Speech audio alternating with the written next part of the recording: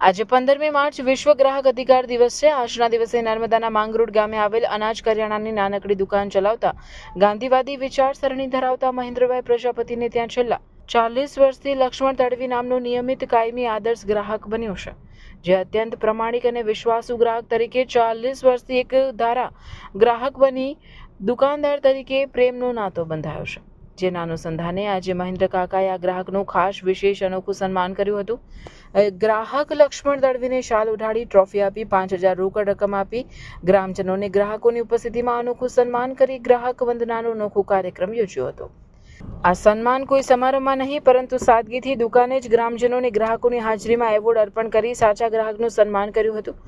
ગ્રાહક બહેરા હોવાથી તેમના દીકરા વિક્રમ તડવીએ આભારની લાગણી વ્યક્ત કરી હતી। આ પ્રસંગે 40 વર્ષ પહેલા સૌ પ્રથમ ગ્રાહકનું પણ શાલ ઉઢાડી સન્માન કરી ગુજરાતના ઇતિહાસમાં સૌ પ્રથમવાર ગ્રાહક વંદના કરી ગ્રાહકનું સાચું સન્માન કરવાનો અનોખો પ્રસંગ માંગરોળ ગામે યોજાયો હતો।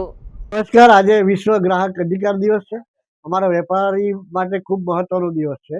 આમ તો ગ્રાહકે અધિકાર માગવો ન જોઈએ એટલે વેપારી તરીકેનો ધર્મ છે કે એને ગ્રાહકને સારી વસ્તુ પ્રોવાઈડ કરવી, વ્યાજબી ભાવે આપવું, અખાદ્ય વસ્તુ ન વેચવી, એના સ્વાસ્થ્યને નુકસાન ન થાય એવી વસ્તુ આપવી, એની સાથે સારો વ્યવહાર કરવો, આ બધી બાબત માટે થઈ અને આજે મેં અહીંયા સમગ્ર ગ્રાહકમાંથી એક ગ્રાહકને ચૂંટી ગ્રાહક રત્નનો એવોર્ડ વિતરણ કરવાનો આજે કર્યો છે।